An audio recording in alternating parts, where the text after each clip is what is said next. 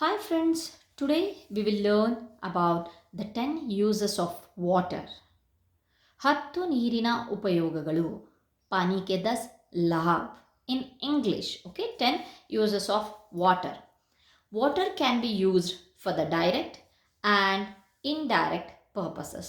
Water can be used for direct and indirect purposes. Okay, the first one is for drinking.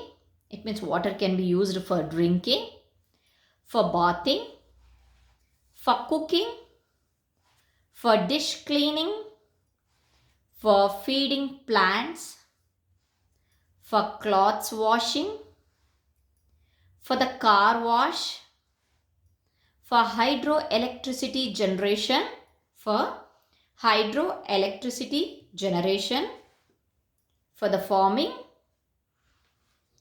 for brushing teeth. These are all the simple uses of water.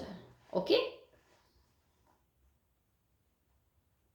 You can see this. Once again, I will slide the page.